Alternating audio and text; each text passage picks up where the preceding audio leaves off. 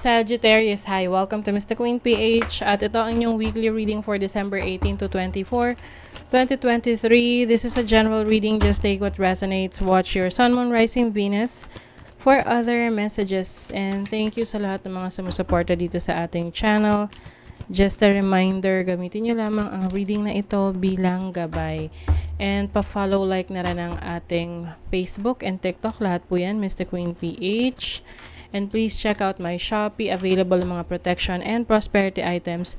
Bracelets, zodiac sign bracelets, and many more. Link on the description. Okay, Sagittarius. Let's see. Ano ang ganap sa inyo? Wow, okay. Sagittarius, puro kaperahan ang inyong focus ngayong week na ito. Wow, puro mga major arcanas. So, your energy is about money, about abundance, making money. I also see you connecting with a lot of your family members, no? Or yung mga kamag-anak, ganyan. Yung iba, yung mga reunion, well, lagi namang yan kapag December, 'di ba? But I think marami rin kayong gastos, pwedeng ganun ngayong week na to. What is the Ten of Coins?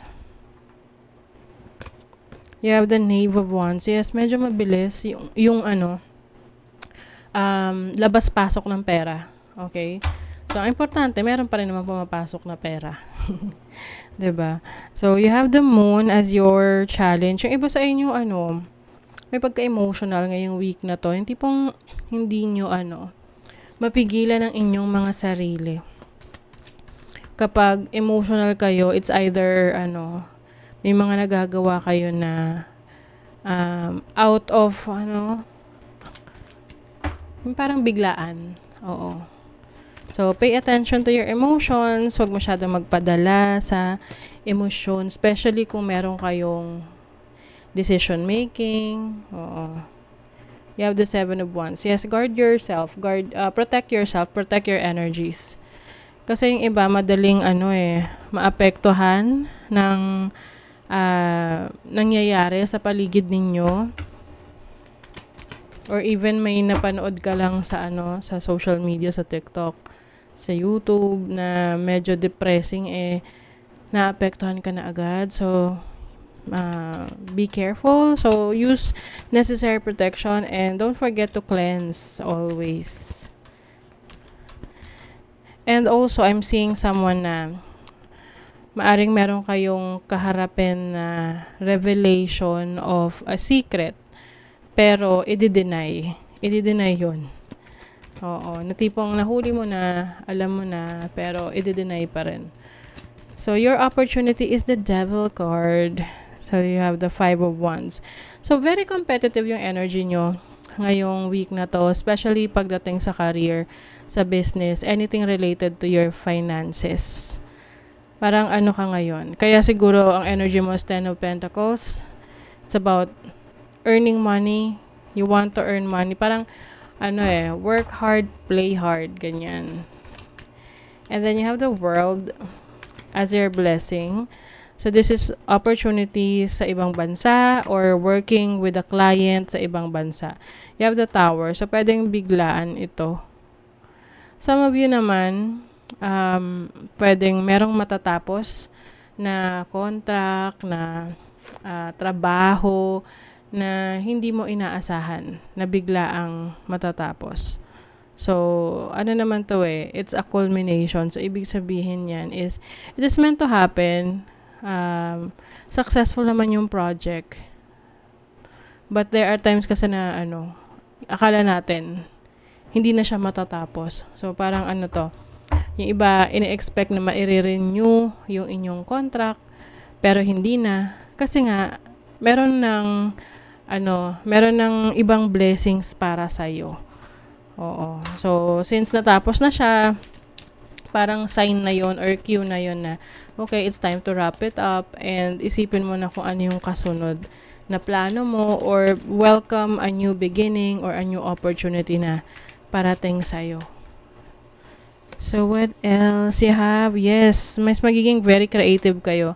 Ngayong week na to, um, you will be focusing on perfecting something. Parang meron kang abilities na or skill set na hahasain mo.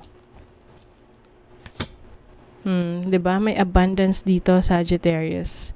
You're breaking free. So, yung iba, I'm seeing here na if you have an employer, no, na merong kang amo, may boss, ganyan, at sa tingin mo, hindi na yun sapat para sa'yo na maging malaya, financially free. I think you will consider other options na parang kaya mo on your own, like self-employment through business or services na ino-offer. And this is going to bring you abundance. You also have the support that you need. Ayan, yung kanina na nabanggit ko about perfecting something. Minsan, kung meron kang project sa sa trabaho, sa business, yung parang gusto mo perfect lahat, kaya hindi nakakausad kasi konting mali, inuulit mo ulit sa simula. So, mas maganda niyan, planuhin mong maigi para hindi masasayang yung oras. Ayan miscalculation. Taking responsibility for your mistakes is a good sign to start all over again. Yes, so dapat, you learn from your mistakes. Kasi minsan, di ba, para siyang yung nagsusulat ka sa papel, tapos, medyo yung OC. Medyo perfectionist ka, tapos gusto mo maganda yung sulat mo. And then, nagkamali ka lang ng konti. Kakrample mo ulit-ulit. Hanggang sa nakailang papel ka na. And that's a waste of paper, diba? So, at least, planuhin mo na. Pwedeng gumawa ka muna ng draft, and then saka mo i-rewrite. So, at least, may guide, diba? So, sa relationship naman, meron sa inyong nagsustok, merong in love or may gusto sa inyo. Pwede nakakausap nyo na to, tapos this person is becoming more interested in you. Pwede tong mauwi sa very serious na relationship.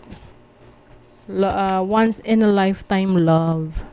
So, kailangan din daw na you have to focus, no? So, ngayong week na to, importante na sinusulat nyo kung ano yung mga goals ninyo, even for the day, yung mga checklist na yan, yung mga task, para marami kayong matatapos. So, if you focus on what you don't want, there's a good chance you might get it. Focus on what you do want instead. Yes. So, depende na yan sa kung ano ang iniisip mo palagi. So, kung lagi mo iniisip yung problema, maaring ang ma-attract mo ay problema, pero kung iniisip mo ay solusyon sa problema, then mabibigyan mo ng solusyon yun. Okay? So, that is your reading, Sag. Kung nagustuhan nyo ito, naka-resonate kayo, mag-comment kayo dyan, like, share, subscribe, para lagi kayong updated sa ating mga readings. Thank you so much, Sagittarius. See you again.